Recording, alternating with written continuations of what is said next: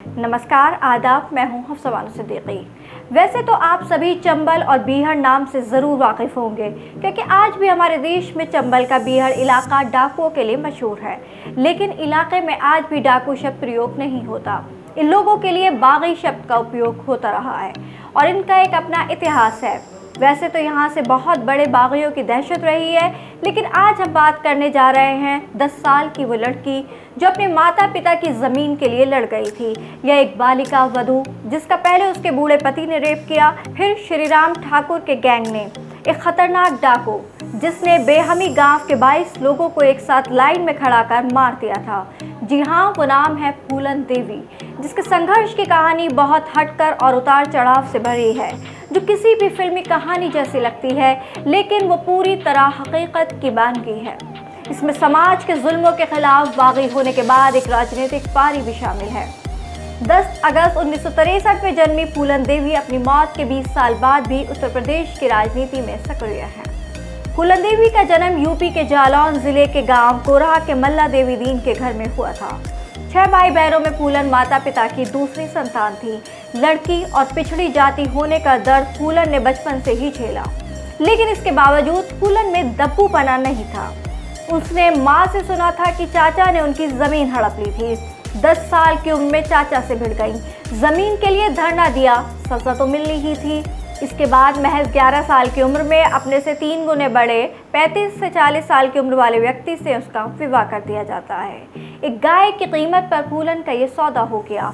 फूलन का पति बरसों तक उस पर जुल्म करता रहा, बुरी तरह से मारपीट करता रहा। उसके साथ रेप किया गया। रेप इसलिए कि आईपीसी की धारा 375 के तहत जबरन तरीके से यौन संबंध रेप कहलाता है। जिसके बाद हेल्थ खराब हुई तो मैके आई। किसी तरह वह अपने पति के चंगुल से छूटकर भाग निकली। जिसके बाद फूलन के नए दोस्त बने, उसमें से कुछ डाकू गैंग से थे। गैंग का सरदार बाबू गुज्जर फूलन से प्यार करने लगा। वहीं विक्रम मल्ला को भी फूलन से प्यार था। विक्रम और सरदार के बीच ऐसी तनी कि विक्रम ने उसकी हत्या कर दी और सरदार बन गया। अब फूलन विक्रम के साथ रहने लगी। फिर क्या था, एक दिन फूलन अपने गैंग के साथ पति के गांव गई। वहां उसे और उसकी बीवी दोनों की जमकर पिटाई की। डाकुओं का एक और गैंग था, ठाकुरों का गैंग। जब फूलन के गैंग की इससे भिड़ंत हुई तो सबसे बुरा परिणाम फूलन को ही भुगतना पड़ा। उसके साथ जो होने वाला था वो किसी के भी रोंगटे खड़े कर दे। ठाकुरों के गैंग का सरगना था श्रीराम ठाकुर और लाला ठाकुर। ये गैंग उस बाबू गुज्जर की हत्या से नाराज था जिसका जिम्मेदार फूलन को माना जाता था। दोनों गुटों में लड़ाई हुई। एक बार दोनों गैंग के बीच खूनी झड़प हुई।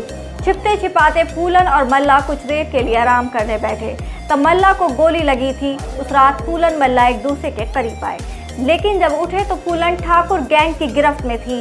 गैंग ने मल्ला को मारकर फूलन को किडनैप कर लिया था। फूलन ने अपनी किताब में कुसुम नाम की महिला का जिक्र किया है, जिसने श्रीराम की मदद की थी। फूलन के मुताबिक विक्रम मल्ला ने उसे तोहफे में जितनी भी ज्वेलरी दी थी वो सभी कुसुम ने उसके बदन से उतार ली थी। उन्होंने लिखा था, कुसुम ने मेरे कपड़े फाड़ दिए और आदमियों के सामने नंगा छोड़ दिया। श्रीराम उसके साथ नग्न अवस्था में रस्सियों से बांधकर नदी के रास्ते बेहमी गांव ले गए। श्रीराम और उसके साथियों ने मिलकर उसे पूरे गांव में नंगा घुमाया। सबसे पहले श्रीराम ने मेरा रेप किया, फिर बारी बारी से गांव के लोगों ने मेरे साथ रेप किया। वो मुझे बालों से पकड़कर खींच रहे थे। श्रीराम और उसके साथियों ने मिलकर उसे पूरे गांव में नंगा घुमाया।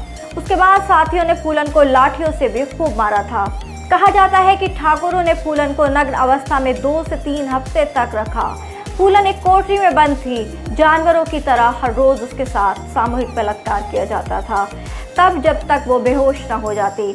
जिस समय ये बर्बरता हुई फूलन केवल 18 साल की थी। यहाँ से छूटने के बाद फूलन डाकुओं के गैंग में फिर से शामिल हो गए। 1981 में फूलन बेहमी गांव लौटी। उसने उन 2 लोगों की पहचान की जिन्होंने उसका रेप किया था। जिसके बाद फूलन देवी ने 22 लोगों को बेहमी गांव में एक साथ लाइन में खड़ा कर गोली से मार दिया। यही वो हत्याकांड था जिसने फूलन की छवि खूंखार डकैत की बना दी। चारों तरफ देश में कोहराम मच गया था और यह खबर पूरे देश में फैल गई। मीडिया ने फूलन को नया नाम दिया, बैंडिट क्वीन। इस हत्याकांड ने तत्कालीन प्रधानमंत्री इंदिरा गांधी का ध्यान भी अपनी ओर आकर्षित किया। ऊंची जाति के लोगों के लिए कानून व्यवस्था को खुलेआम चुनौती देना था।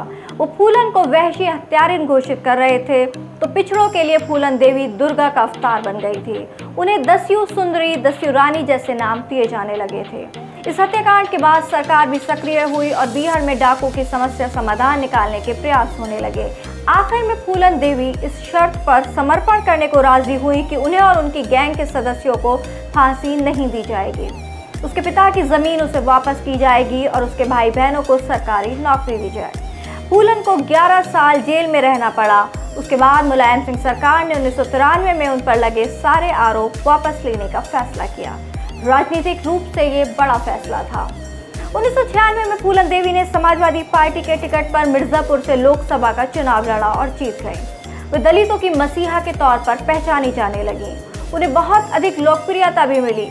25 जुलाई 2001 को 3 नकाबपोशों ने फूलन देवी को उनके दिल्ली के घर के बाहर गोली मार दी। उन्हें अस्पताल ले जाया गया, लेकिन जहां उन्हें मृत घोषित कर दिया गया।